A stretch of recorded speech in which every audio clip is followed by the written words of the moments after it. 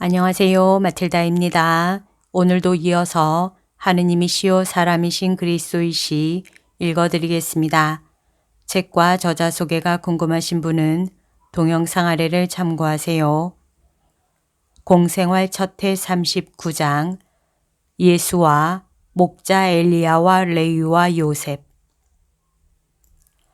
야산들이 베들레헴의 구릉들보다 훨씬 더 높고 나무가 울창하며 점점 더 높아져서 진짜 산맥을 이룬다. 예수께서는 앞장서서 올라가시며 무엇을 찾으시는 것 같이 앞쪽 주위를 살피신다.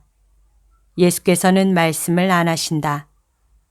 몇 미터 뒤에 떨어져 오면서 서로 이야기를 하는 제자들의 말보다는 숲의 바람소리에 귀를 기울이신다. 방울소리가 멀리서 났다. 바람에 불려 가까이까지 들려온다.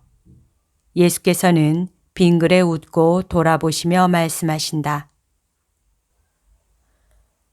가축대가 있는 것 같은 느낌이 든다. 선생님, 어딥니까?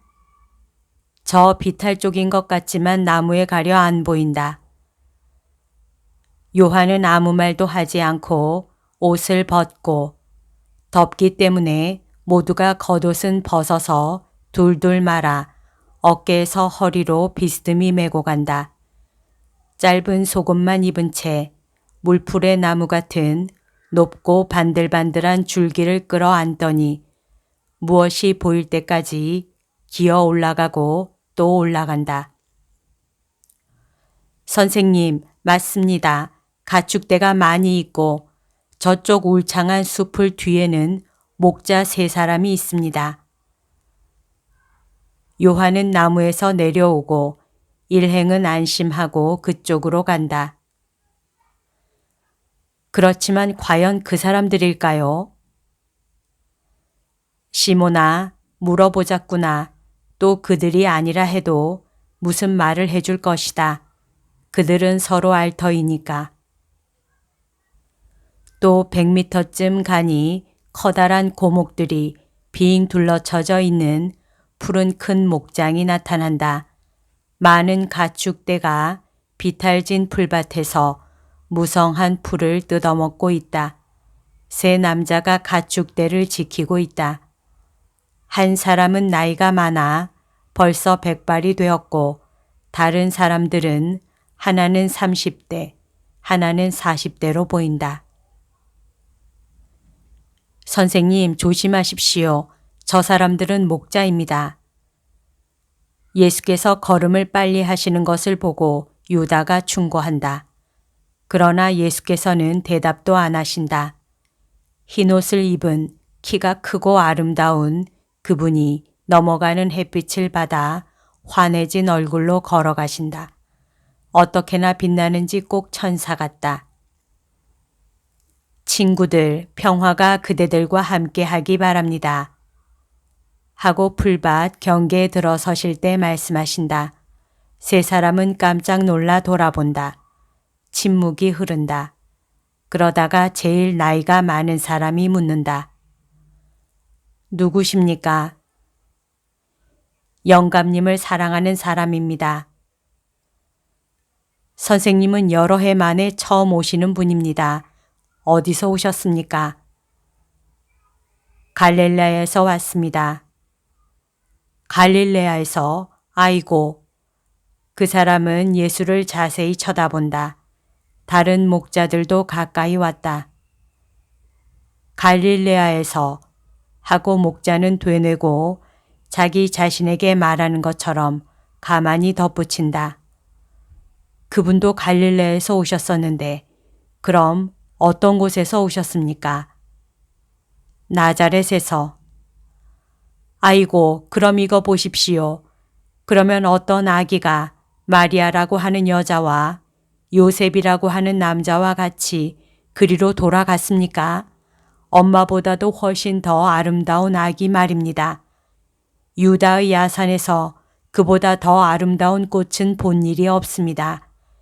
칙령이 내렸을 때 유다의 베들레헴에서 태어난 아기 말입니다.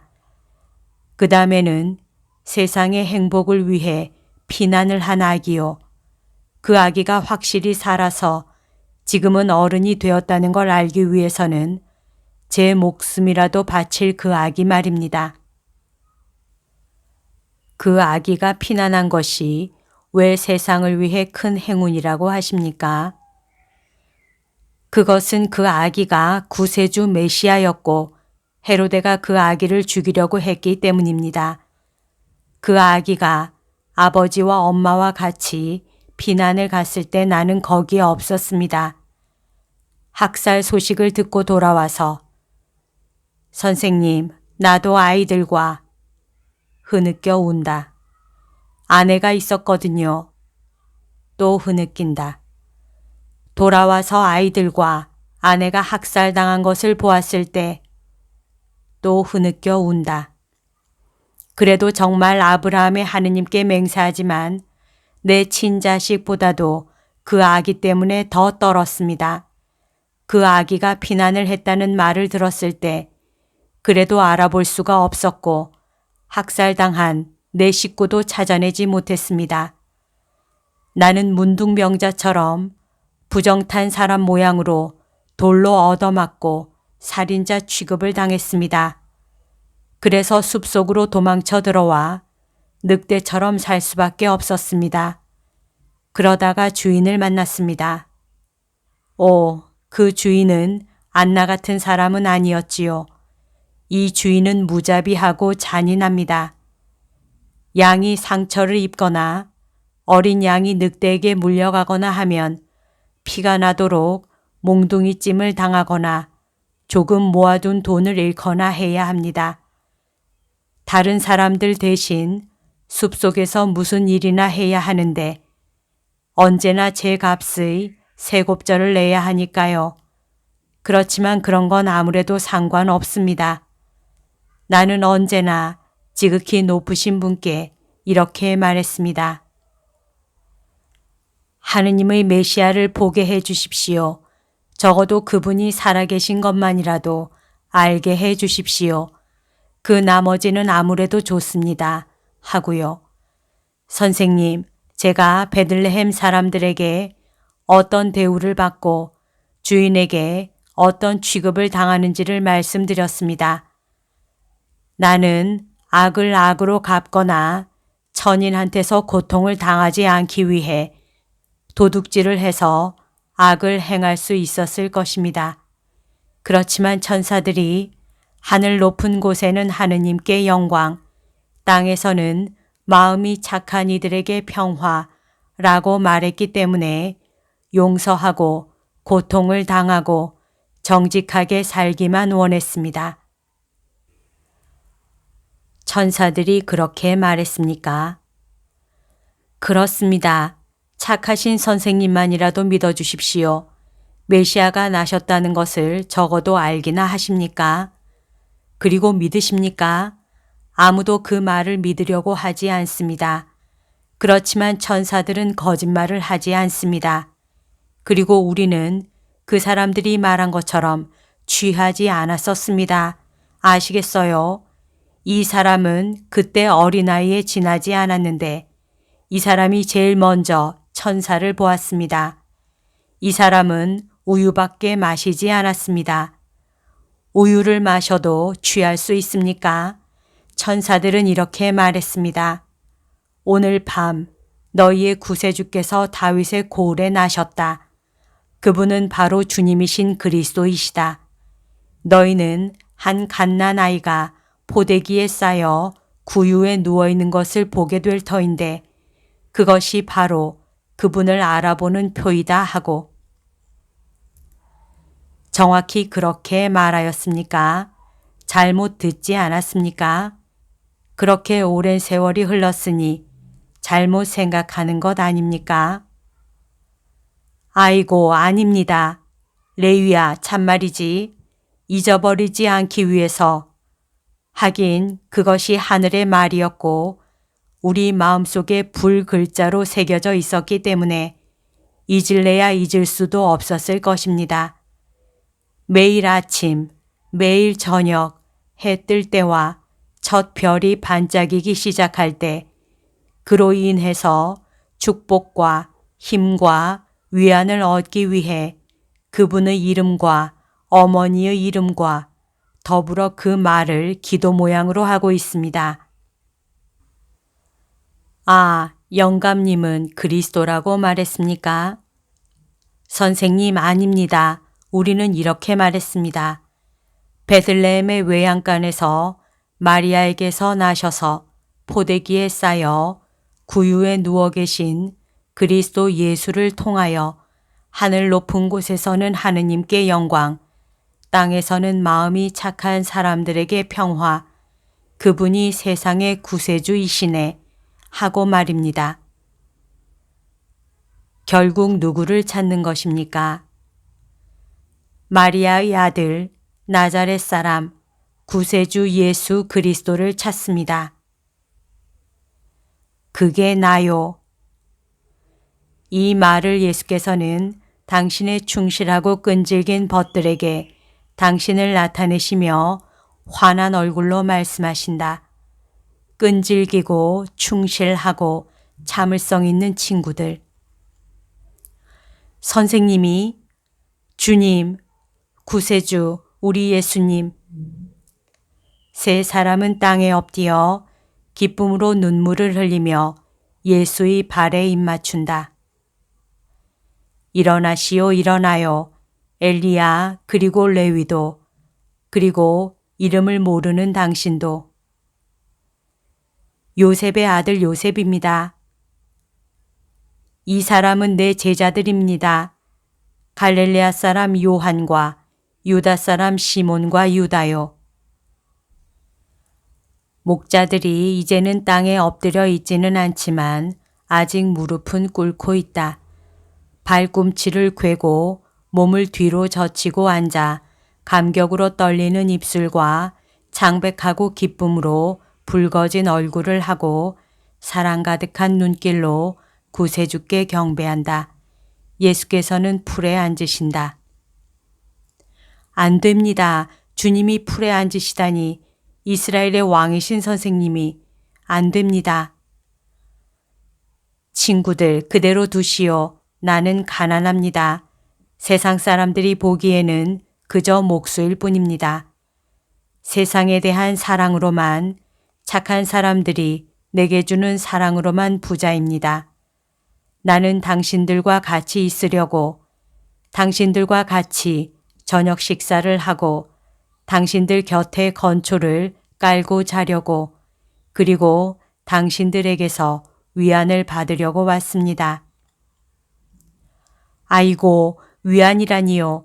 우리는 버릇 없고 박해를 받는 사람들입니다. 박해는 나도 받습니다. 그러나 당신들은 내가 찾는 것, 즉 사랑과 성실과 여러 해 뒤에까지 남아있으면서 꽃을 피우는 희망을 나에게 줍니다. 아시겠어요? 당신들은 그것이 나였다는 것을 서슴지 않고 믿으면서 기다릴 줄을 알았고 그래서 내가 왔습니다. 아, 그러면요. 선생님이 오셨지요. 이제는 내가 죽더라도 희망과 기다림 때문에 나에게 고통을 주는 것은 아무것도 없게 되었습니다. 아닙니다. 엘리야, 영감님은 그리스도가 승리한 후까지 살 것입니다. 내 어린 시절을 보신 영감님은 내 찬란함도 보셔야 합니다. 그런데 다른 사람들은 어떻게 되었습니까? 당신들은 12명이었지요. 엘리야, 레위, 사무엘, 요나, 이삭, 토비야, 요나타, 다니엘, 시메온, 요한, 요셉, 베냐민. 내 어머니는 항상 당신들의 이름을 나에게 말씀하셨어요. 내 첫 번째 친구들의 이름을. 오, 목자들은 점점 더 감동한다. 다른 사람들은 어디 있습니까? 나이 많은 사무엘은 늙어서 20년 전에 죽었고요. 요셉은 몇 시간 전에 아기를 낳은 아내가 그 아기와 같이 도망할 여유를 주려고 울타리에 문 있는 데서 싸우다가 죽었습니다. 나는 이 애를 내 친구에 대한 사랑으로 그리고 내 주위에 아직 아이들을 두기 위해서 거두어 주었습니다. 나는 레위도 데려왔습니다. 레위도 박해를 받고 있었지요. 베냐민은 리반산에서 다니엘과 함께 목자 노릇을 하고 있고요. 시메온과 요한과 또 아버지를 기억해서 이제는 마티아라는 이름을 가진 토비아는 요한의 제자인데 토비아의 아버지도 피살되었습니다.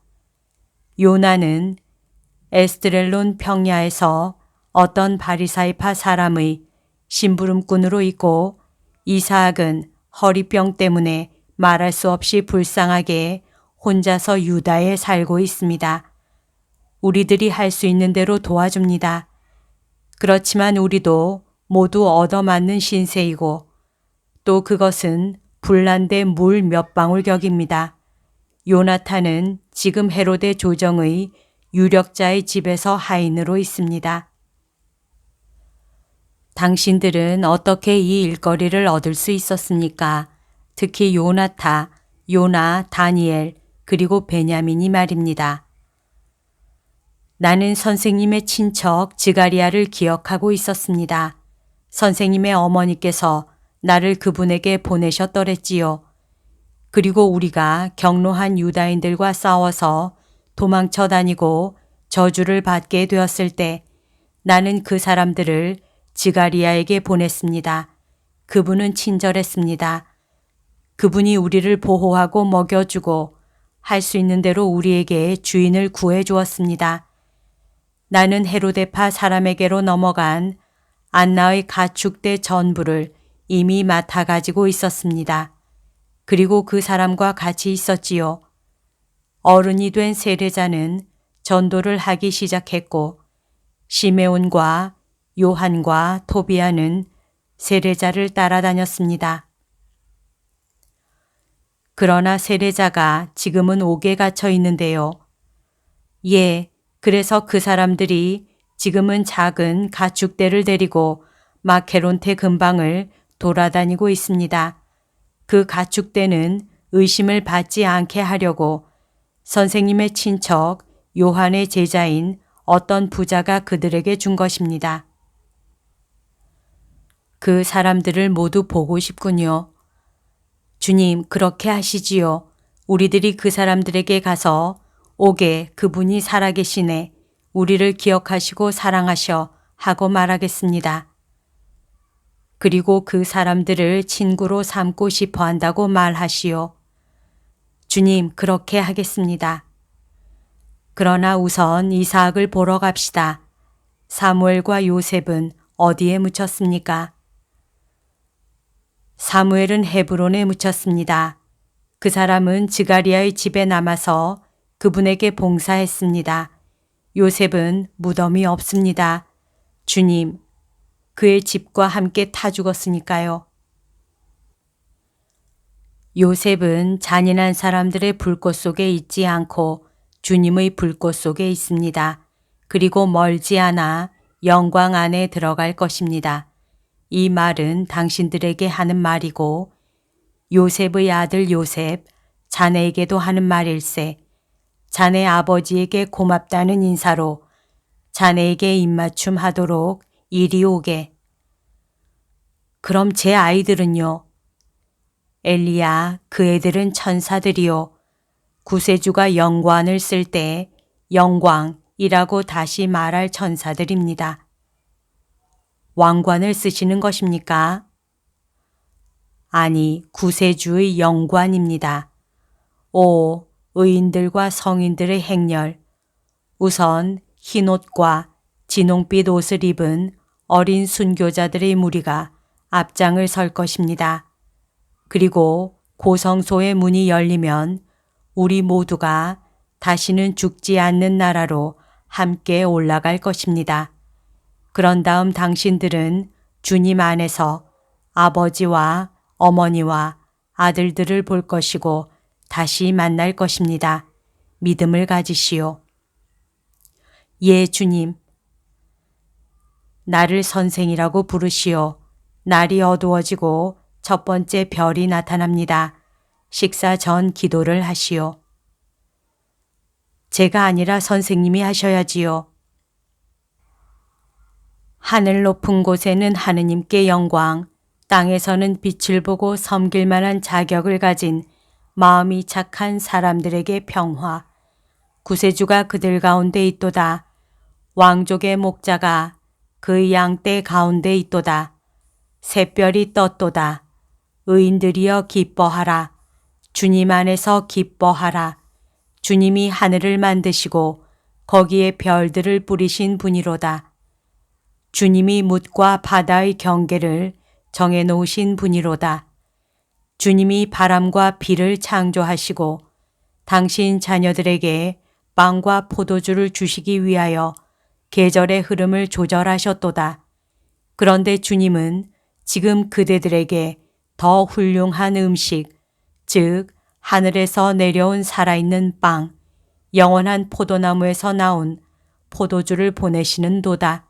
나를 경배하는 사람들의 선발대인 그대들은 돌아와서 참으로 아버지를 알고 그분의 거룩함을 따르며 그분에게서 영원한 상급을 받도록 하라. 예수께서는 서서 팔을 벌리고 기도하셨고 그동안 제자들과 목자들은 무릎을 꿇고 있었다. 그런 다음 빵과 우유 한 사발을 내놓는다. 사발인지 바가지인지 모를 그릇이 셋이 있기 때문에 우선 예수께서 시몬과 유다와 함께 식사를 하시고 다음에 예수님에게서 사발을 받은 요한이 레위와 요셉과 동시에 먹고 맨 마지막으로 엘리야가 먹는다. 양떼들은 이제 풀을 뜯어먹지 않는다. 양들은 커다란 무리를 이루어 서로 바싹 기대 서서 아마 어떤 울타리 안에 몰아넣기를 기다리는 모양이다. 그러나 나는 반대로 새 목자가 숲속에 있는 나뭇가지로 만들고 밧줄을 둘러친 투박한 헛간 밑으로 양들을 몰아넣는 것을 본다. 그들은 예수와 제자들을 위하여 건초로 침대를 만들기 시작한다. 여러 군데 불을 피우는데 아마 야수들 때문에 그러는 모양이다. 유다와 요한은 누워 조금 뒤에 잠이 든다. 시몬은 예수의 상대가 되어드리고 싶었지만 그도 역시 얼마 안 있어 건초 위에 앉아 말뚝에 등을 대고 잠든다. 예수께서는 목자들과 함께 깨어 계시다. 그리고 이야기를 나누신다. 요셉에 대하여, 마리아에 대하여, 이집트로 피난한 것과 돌아온 것에 대하여, 그리고 다정스러운 안부 물음이 있은 다음에는 더 고상한 질문이 나온다. 즉, 예수께 봉사하려면 어떻게 해야 하나? 교양 없는 목자인 그들이 어떻게 해야 예수께 봉사할 수 있을 것인가? 예수께서는 그들을 가르치시고 설명하신다. 이제 나는 유다를 두루 다닐 참입니다. 당신들은 항상 제자들을 통해 소식을 듣게 될 것입니다. 그런 다음 당신들을 오라고 부르겠어요. 그동안 당신들은 함께 모이시오. 당신들은 내가 이 세상의 스승으로 구세주로 와 있는 것을 서로 알리도록 하시오. 당신들이 할 수 있는 대로 그것을 알리시오. 사람들이 당신들 말을 믿을 것이라고 약속은 하지 않겠어요. 나는 조롱과 추적을 당했어요. 당신들도 그런 일을 당할 것입니다. 그러나 당신들이 그렇게 기다리면서 용감하고 의로웠던 것과 같이 지금 내 사람이 되었으니 한층 더 그렇게 되시오. 내일 우리는 유다로 갔다가 헤브론으로 갈 터인데 당신들도 올 수 있습니까? 잊고 말고요. 길은 누구나 다닐 수 있고 풀밭은 하느님의 것입니다.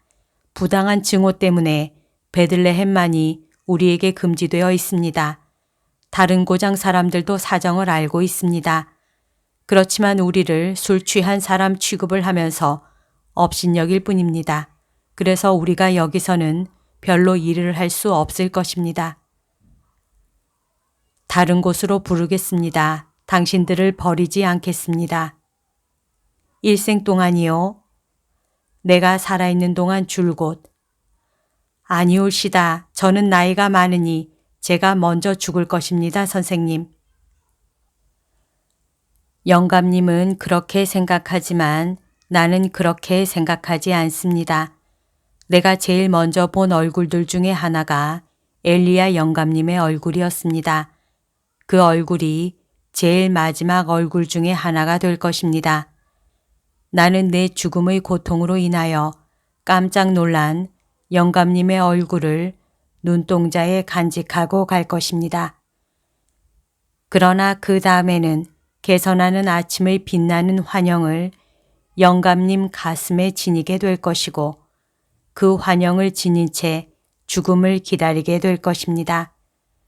죽음은 영감님이 아주 어린아이일 때 경배한 예수와 영원히 만나는 것입니다. 그때도 천사들이 마음이 착한 사람을 위하여 글로리아를 노래할 것입니다. 이제는 아무것도 보이지 않게 되었다. 기분 좋은 환상이 흐려지더니 끝났다. 여기까지가 오늘 들려드릴 내용입니다. 오늘도 하느님의 뜻 안에서 서로 사랑하는 하루 보냅시다. 사랑합니다. 축복합니다.